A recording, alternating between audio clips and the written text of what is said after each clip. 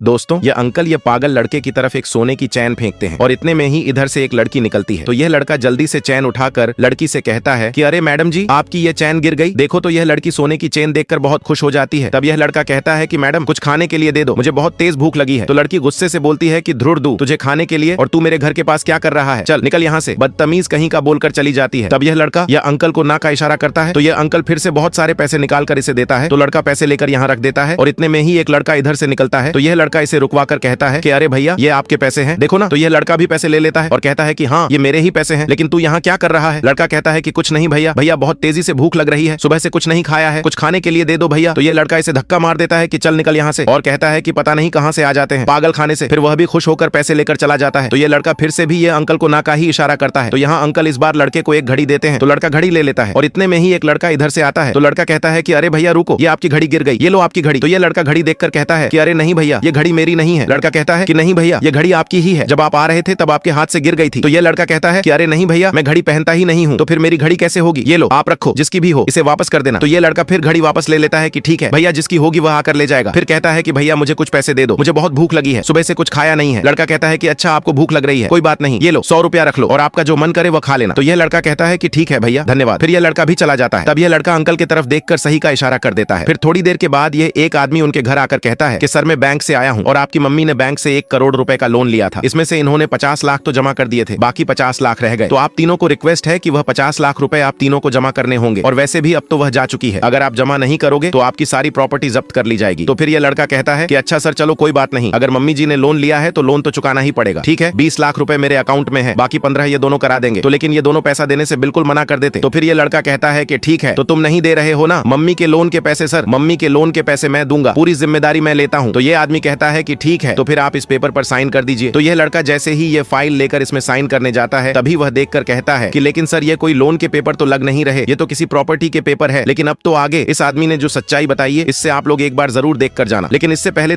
जाओ बेटे, अगर अभी कोई लड़की इस शॉट में डांस कर रही होती खुशी खुशी लाइक सब्सक्राइब कर देते, लेकिन आज मेरे लिए नहीं करोगे क्या? और कमेंट में मेरे स्वामी श्री राम का नाम लिख देना, तुम्हारा आगे का समय अच्छा आएगा। तब यह आदमी बताता है कि जी हाँ ये प्रॉपर्टी के ही पेपर है और आपके पिताजी ने ये सारी प्रॉपर्टी आपके नाम कर दी है। असल में दोस्तों यह अंकल अपने तीनों बच्चों का टेस्ट ले रहे होते हैं, क्योंकि उनकी पत्नी का एक सपना था कि हमारे तीनों बच्चों में से सबसे ज्यादा जो ईमानदार हो इसे ही सारी प्रॉपर्टी मिलनी चाहिए।